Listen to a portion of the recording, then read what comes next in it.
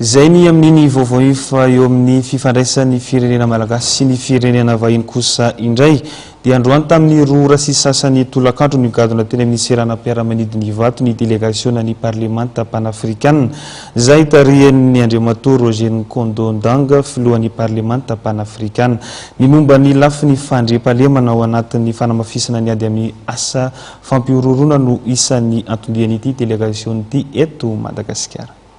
Tonga manantanteraka fitsidiana eto Madagasikara ny filohan'ny parlemanta panafricaine Andriamatoa Roger Nkondo Ndanga.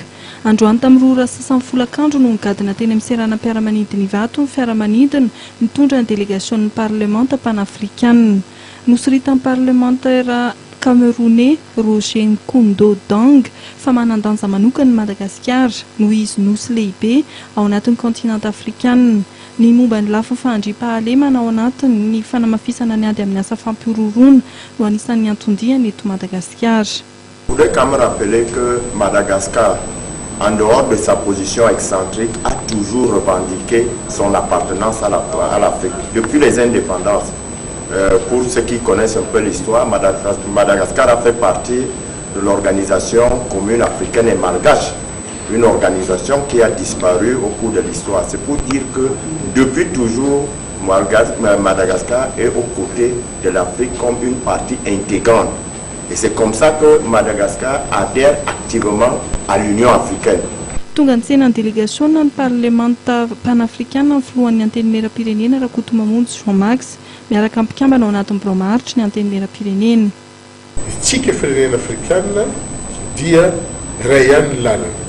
Na mirahina tsika dia mijoro na misaratsara tsika dia maty zay no fiteneny teo hoe tsy manana vahaolona tsika ozy soit nous restons ensemble unis et nous vaincrons, soit nous allons séparément et là nous allons mourir.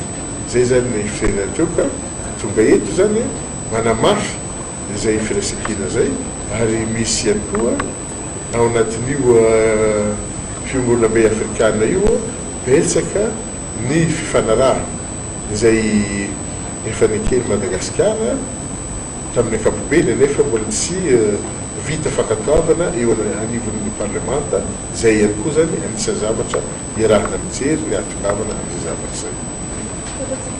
Il va porter sur plusieurs. Miaradia amin'ny filohan'ny parlementaire panafricaine ny parlementaire vehivavy keniana roa hitohatra amin'ny faharoa amin'ny volana aprily avy izao ny fitsidihan'ny délégation ny panafricaine. Mandritra izany dia izy ny feonan'ny délégation ny parlemanta malagasy ny tompony andrekim-panjakana eto amintsika. Dia izay indray tompo kilasy tompo vavy no masaka azona tolotra ho antsika tamin'ity androany ity. Isaorananao tany tokatrano tany tsy nisaraka tamin'ny fahitalavitra MATV fa nanaraka hatramin'ny farany ny fotoana ny vaovao antsika.